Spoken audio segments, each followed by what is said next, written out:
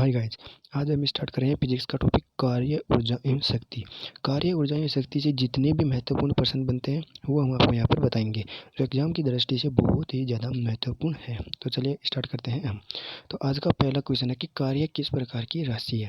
तो कार्य एक प्रकार की अदिश राशि है। कार्य एक प्रकार की अदिश राशि है। अदिश राशियाँ क्या होती है ये भी पूछ सकता है। तो अपन कह सकते हैं कि अदिश राशियाँ वे राशि होती है जिनका केवल परिणाम होता है। यानी कि अदिश राशियाँ क्या होती है कि जिनका केवल परिणाम होता है, इनकी दिशा नहीं होती है।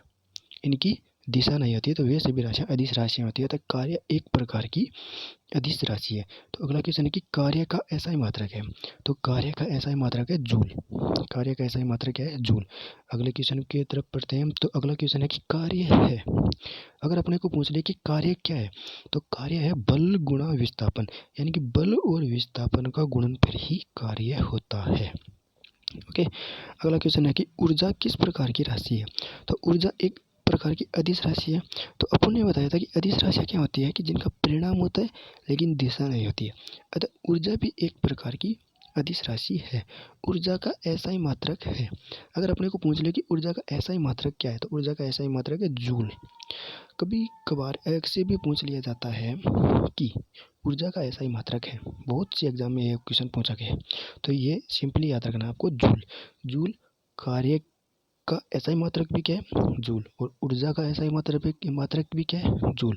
ऐसे दोनों का क्या है? सेम। तो कार्य और ऊर्जा का SI मात्रक क्या हुआ? जूल।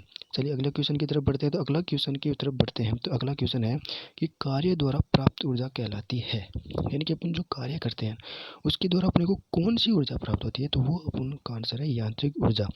अतः यांत्रिक ऊर्जा प्राप्त होती है जब हम कोई कार्य करते हैं। तो उस कार्य से जो अपने को ऊर्जा प्राप्त होती है ना, वो एक प्रकार की यांत्रिक ऊर्जा है। यदि m द्रव्यमान की वस्तु v वेग से चल रही है तो गतिज ऊर्जा होगी। ये भी अगर पूछ सकता है कि यदि m द्रव्यमान की वस्तु है कोई, वो v वेग से चल रही है तो गतिज ऊर्जा क्या होगी। तो गतिज ऊर्जा मतलब k का मतलब काइनेटिक एनर्जी बराबर 1/2 mv²। ओके। तो आपको सिंपली याद रखना है कि 1/2 mv² ऐसे होगा। ओके। चलिए अगर नेक्स्ट क्वेश्चन की तरफ चलते हैं अपन।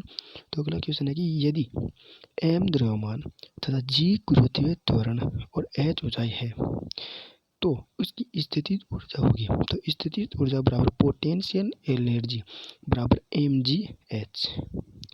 ऊर्जा रूपांतरित करने वाले कुछ उपकरण, यानी कि ये बहुत मोस्ट उपकरण है कि ऊर्जा रूपांतरण करने के लिए क्या क्या यूज में लिए जाते हैं। तो सबसे पहले क्वेश्चन आता है कि डायनेमो। डायनेमो के द्वारा अपन क्या करते हैं, तो डायनेमो के द्वारा यांत्रिक ऊर्जा को विद्युत ऊर्जा में परिवर्तित करते हैं। तो समझ में आ गया होगा कि डायनेमो क्या है कि यांत्रिक ऊर्जा को विद्युत ऊर्जा में परिवर्तित करने के लिए अपन डायनेमो का यूज करते हैं। नेक्स्ट है माइक्रोफोन। तो माइक्रोफोन क्या है, माइक्रोफोन का यूज किया जाता है ध्वनि ऊर्जा को विद्युत ऊर्जा में परिवर्तित करने के लिए। सॉरी गाइस, ये गलत मिस्टेक हो गई, ये नहीं है। ध्वनि ऊर्जा को विद्युत ऊर्जा में परिवर्तित करने के लिए, ये नहीं है, सॉरी गाइस। तो माइक्रोफोन का यूज क्या हो गया कि ध्वनि ऊर्जा को विद्युत ऊर्जा में परिवर्तित करने के लिए। अगले क्वेश्चन की तरफ बढ़ते हैं अपन। तो अगला क्वेश्चन है कि सोलर सेल। सोलर सेल क्या है, अगर अपने को पूछ ले कि सोलर सेल क्या है, तो अपन कह सकते हैं कि सौर ऊर्जा को विद्युत ऊर्जा में बदलने के लिए सोलर सेल का यूज किया जाता है। ओके। नेक्स्ट है कि विद्युत मोटर क्या है। विद्युत मोटर ये बहुत मोस्ट इम्पोर्टेंट है कि ये पूछ सकता है कि विद्युत मोटर क्या है। तो विद्युत मोटर है ये विद्युत ऊर्जा को यांत्रिक ऊर्जा में बदलने के लिए। तो आप विद्युत से विद्युत तो याद रखोगे, तो ये क्या होता है, मोटर की जगह ऊर्जा हो गया, मतलब विद्युत मोटर यानी कि विद्युत ऊर्जा। तो विद्युत ऊर्जा को किस में चेंज करेगी, यांत्रिक ऊर्जा में। तो नेक्स्ट है कि विद्युत सेल क्या है। अब विद्युत सेल भी इसी प्रकार का एक सेल है कि जो रासायनिक ऊर्जा होती है ना, उसको विद्युत ऊर्जा में बदलने के लिए विद्युत सेल का उपयोग किया जाता है। तो विद्युत सेल एक प्रकार का रासायनिक ऊर्जा को विद्युत ऊर्जा में बदलने के लिए सेल है। नेक्स्ट क्वेश्चन कि संवेग एवं गतिज ऊर्जा में संबंध है। तो संवेग एवं गतिज ऊर्जा में संबंध क्या होगा, काइनेटिक एनर्जी और पोटेंशियल एनर्जी दोनों में संबंध क्या है कि काइनेटिक एनर्जी बराबर p²/2m। यानी कि अपन इसको लिख सकते हैं कि p²/2m, ये होता है काइनेटिक एनर्जी। तो संवेग एवं गतिज ऊर्जा में संबंध है काइनेटिक एनर्जी p²/2m। अगला वाला क्वेश्चन देखते हैं कि कार्य करने की दर को कहते हैं, यानी कि अपन जो भी कार्य करते हैं ना उसको क्या करेंगे, अपन कार्य किससे करेंगे, शक्ति से। इसलिए अपन कह सकते हैं कि कार्य करने की दर भी क्या है, शक्ति है। और कार्य का अगर अपने को ऐसा ही मात्रक पूछ ले, कार्य को अगर अपने को ऐसा ही मात्रक पूछ ले तो कार्य का ऐसा ही मात्रक होता है वाट।